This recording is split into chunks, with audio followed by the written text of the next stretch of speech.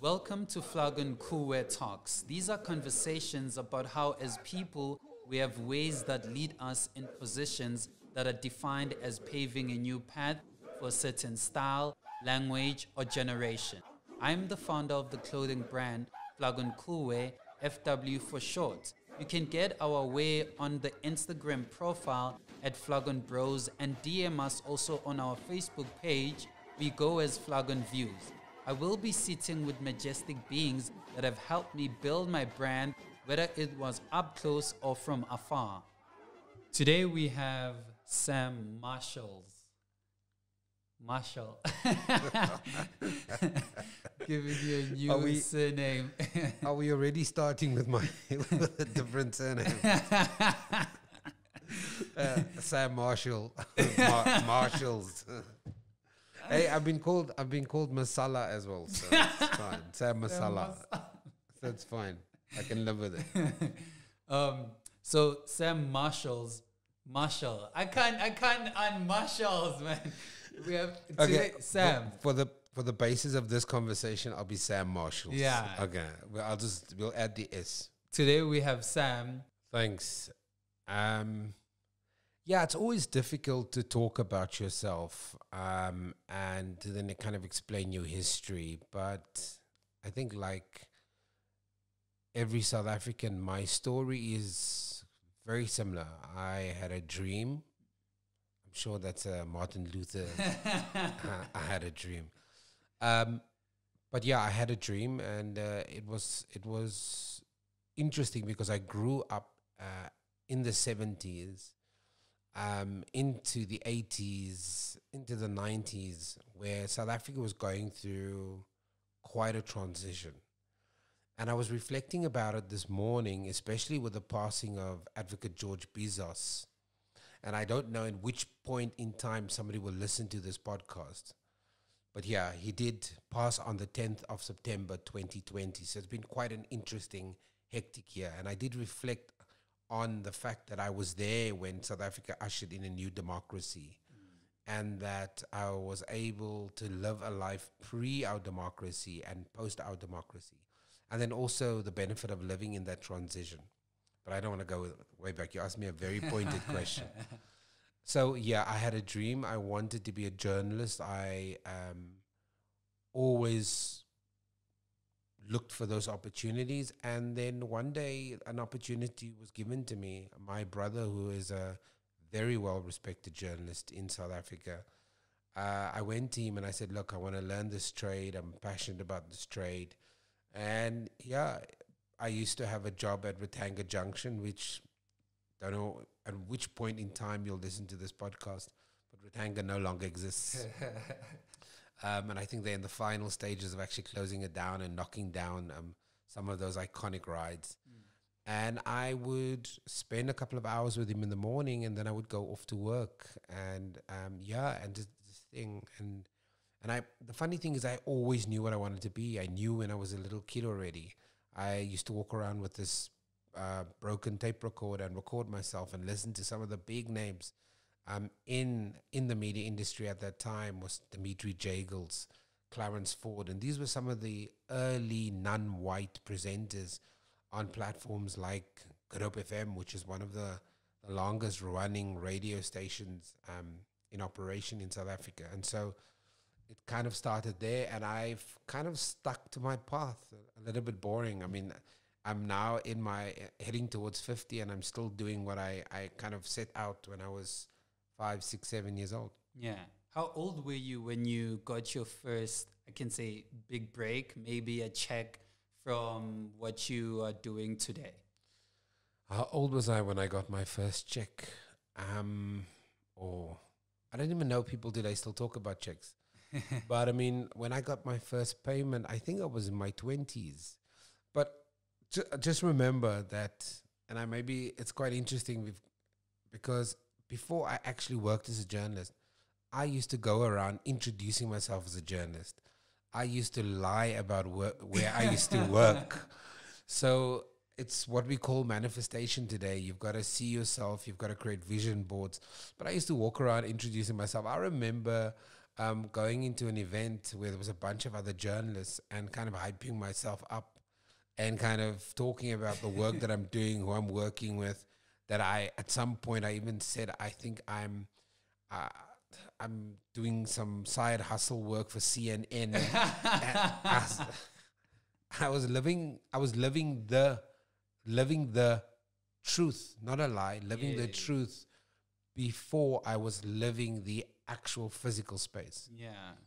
And I mean, the podcast today is about pioneering, as I look at myself as starting, the clothing brand Flgnwear, and I say to myself, oh, I've pioneered a way where we don't shop at the mall, because most of the things at the mall, I can't find my size, I'm too tall, I can't find, my height or anything like that, whether it's skinny or, oversized people. So what can you say during that point made you feel like, okay, I'm pioneering something, I'm starting something that no one from where I come from, or no one at that point can do it the way I was doing it when you were in your 20s? That was a crazy question. That is a crazy question, because the word pioneer, I've never thought of that word, nor does it sit in my lexicon or is it in my space, to be honest with you. I have been quite stubborn about the things that I've wanted to do and how I've gone about doing it.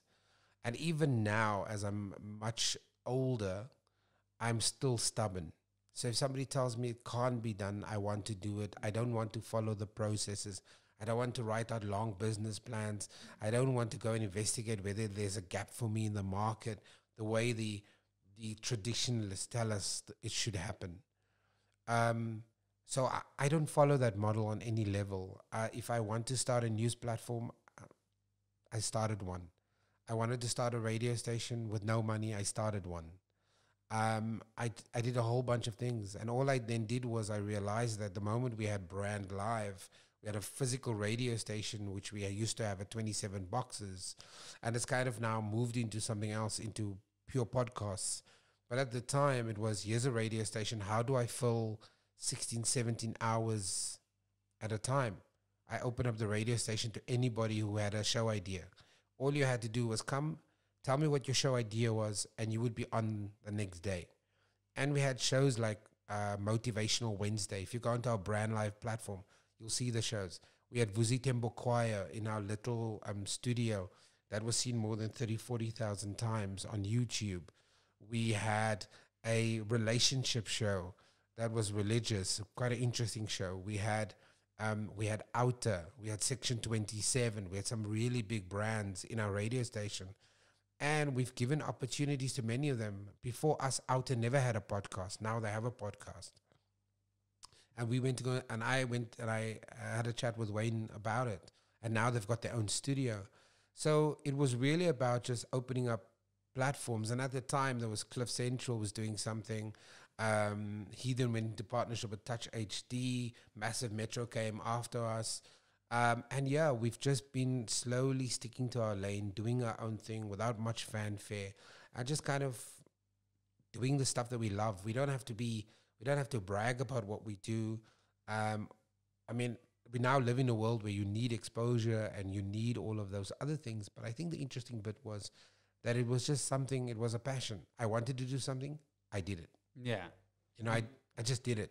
Would you say that when you were doing all of that, was it a form of, okay, I want to educate these people, or was it a form of, I want to give these people a platform so they can always be here or they can always grow?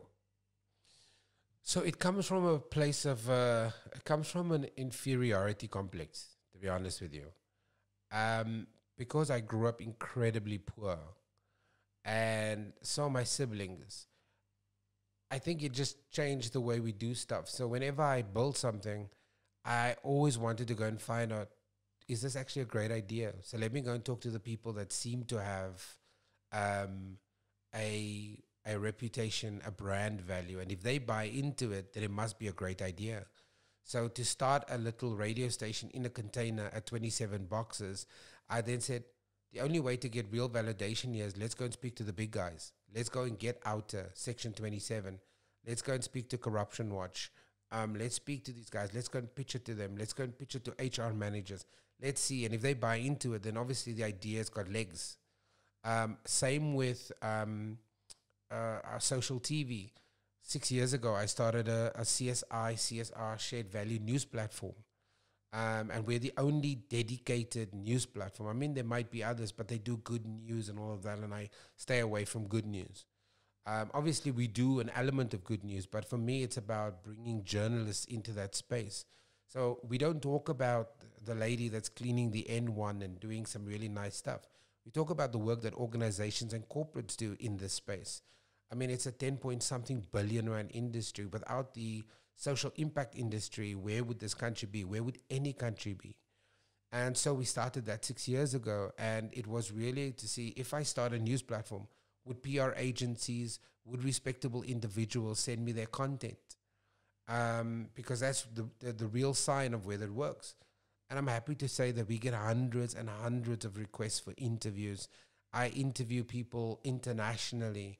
We get requests from the UK, from New York, from all over the world. People ask us to cover their content, to do their stories. Yeah, and we've covered stories of some of the biggest corporates. We've interviewed some massive giants in the space. We've looked at Discovery when they've given money. We've spoken to Laurie Dippenaar. We've sat down with some really big corporate names. The head of Investec. This is so much. Yeah. I was having a conversation most recently with one of my friends, and he told me about giving up. And I don't know if it's because of I have that lack of in my vocabulary, but would you say in starting out from when you believed before something materialized to now things materializing up until this point, was there a time when you did not believe you would be where you are? Or even now, is there something you're just like, Lindo, I want this, but it's really unbelievable? But I mean, from my track record of getting things that I have not believed in, I might just get it. So Linda, I've never... Have I had days that were tougher than others? Yes. Have I had days where I sometimes question the processes of what we're doing? Yes. Have I had days where I've thought of something, not implemented, and then kicked myself for it? Yes.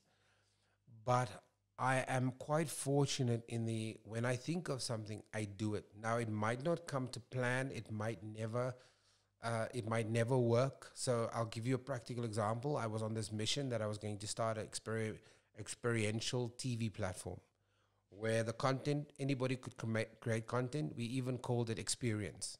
So anybody could input content. We created the logos, did the TV work. I've got all of it. We shot a ton of shows, and none of that ever went anywhere. The idea is still sitting in the back of my head. Now with the way websites are operating, I'm obsessed with the idea of bringing experience back and creating this massive platform for content. And I think where YouTube is just this massive pit of content, creating a curated platform where people can go on, it's shot, it's paid for content, all of that stuff. So I've always played with that. And then to go and then partner with a traditional platform in a way. What I do get a lot of is I get pissed off a lot. And I get pissed off because I didn't implement the idea. I got pissed off because I see a version of my idea somewhere else. And then it tells me, and I'm quite hard on myself, why didn't you do it? And that's the thing that pisses. So I don't really get disappointed. I am very competitive. So I get pissed off a lot, and that galvanizes and makes me want to then go out, think about those processes. How can we do this better? How can we do this faster? How do we get validation? I mean, we took our news platform, and it's crazy. We took our news platform, and I said, we need validation. And the only way to validate it is to say, okay, who will buy into it? So we've got a whole bunch of partners, probably South African. I mean, it's a recognized brand. We had every airport screen in the country, right next to some of the biggest news platforms in the country. And those are the things so the moment I get pissed off, I get motivated. I don't believe in wallowing. So I'm constantly learning. And because we're a small business, there isn't long processes. We don't have to think of an idea, then go and test the idea, go and develop the concept. If I'll call up my team and say, guys, from today onwards, we need, and a lot of people tell you it's risky, but that's the beautiful thing of being a small business owner. You can change and chop and do what you want. I mean, my team is only 12 people strong. So I can go and do whatever I like when I want it. And if it doesn't work, we pivot back. Big companies can't do that. Yeah. So, Sam, just to wrap this up, one last question. How do you then, give those people, motivation rather to say, hey, it's only, 6 months or it's only 7 months. There's going to be other months, other years, where you can rectify this moment. First of all, let's deal with your situation. You're unemployed. You've got no money. You are looking for a job that's not coming. You are looking for opportunities that are not coming. Now what? So that can be a very strong point of departure, the now what? Or you can continue wallowing in self-despair. And for me, it's little things. There are a ton of resources that people just don't know of. First thing for me, this is what I would have done. You're asking me a direct question. Yes. If I was Sam Marshall, unemployed, didn't know what to do, and this is my superpower. I start mapping. So the first thing I do is, where are there free Wi-Fi spots? So I go and find the 10 free Wi-Fi spots that if in the morning, the one thing I commit to not doing is I'm not going to spend the day sitting at home. Yes. I'm not going to do that. Obviously, in lockdown, it was incredibly difficult, but we're in level 2, people can move around. Yes. We're talking about level 2. Find 10 Wi-Fi spots that give you the equivalent of half an hour to an hour or the whole day for free. Yes. Number 1. Once you find those 10 spots, you have access to the internet. It means you might have to, if you're living in a place like Westdean, it means you might have to walk into Melville, go and sit out on the pavement, go and find X amount. It might also mean that you walk up to the owner and you say, listen here, dude, I know you can't afford to pay anybody, but I'm willing to clean this restaurant for free. And then all I'm asking for is 3 hours of free Wi-Fi that I can't afford at the moment. But if I work for you and I work for 4 hours, the rest of the day, I have access to Wi-Fi. Yes. It's starting to think about, how do we innovate? How do I get access to what I want? So what do I need? I need free Wi-Fi. Who has it and how can I get it? And obsess about that. Yeah. Once you've worked that out, develop, even if you're an actor, even if you've got the worst voice on the planet, you've got the worst disposition, go and stand in front of a mirror and go and find the friendly, most articulated version of you. Yes. Go and practice that version, because that's the version you need to present to the outside world. Doesn't matter how hungry you are. It doesn't matter how down you are. But the moment people see a motivated, hyper and energetic, love life, won't let anything put me down kind of person, people gravitate towards it. Yeah. And so those are the first 2 things that you would do. And then you don't have the luxury of spending 3 hours going onto Facebook. Yeah. You have to go onto Facebook, onto social media with a purpose. Yeah. What is my purpose? Plugging yourself. My purpose is, at the end of the day, my purpose might be a job, but where do I want to work? Do I want to work in construction? Then you have to go and find every free webinar that is got to do with construction. And in every webinar, you've got to throw a question. You've got to say, hi, I'm Sam. I'm currently unemployed. I have a big dream of being part of construction. How does a young person like me get access to one of you to mentor? Very similar to the night we met. I gave you the microphone and I said to them, here's your opportunity. Tell people what you do. And you got how many jobs that night? Yeah, I got 3 to 4 jobs. 3 to 4 jobs, And I and you had met to- me, and my point, what I'm saying is, action needs boldness. You need to just, it might look uncomfortable. People might criticize you for it, but they're not doing what you're doing. Yeah. And so if you can do that, if you can do those three things, I guarantee you, it might not be month one. In month one, definitely, I will tell you what will happen right now. In month one, people are going to start communicating with you. There might be no opportunities. In month two, people are going to want to hear more about you. In month three, people are going to start asking you questions about what are you up to, where are you going. It might take you 4 or 5 months to be unemployed, but it's better than sitting on the couch. It's better than not having a plan and a vision. It's better about complaining about not having Wi-Fi. It's better than complaining about not having a plan. It's better being I'm worried about my financial situation, because your mind is occupied. And if your mind is occupied with the right things and your feet is leading, you're hitting a destination. Oh, man. As simple as that. Your mind is occupied with the right stuff. Your feet is following where your mind is going and the plan is, and eventually you hit a destination. Yeah. Sam the Guru. and it's as simple as that. You can't sell anything if you don't have anything. You have to have something. Can't sell a t-shirt if you're not willing to spend that last 15 rand in your pocket to buy a t-shirt. Or become smart. Go to somebody, and this is the thing, there's always a way. Go to somebody who's got a printing press and say, buddy, I promise you, with these designs, I mean, it won't always be that easy. The guy might say, no, I'm not interested. But guess what? There are 15,000 people with printing presses. Yeah. You just have to be willing to go to all 15,000. You're going to find somebody in a state of flux who says, you know what, dude, we are on our knees, but I'm looking for something new that could drive business to my business. Yeah.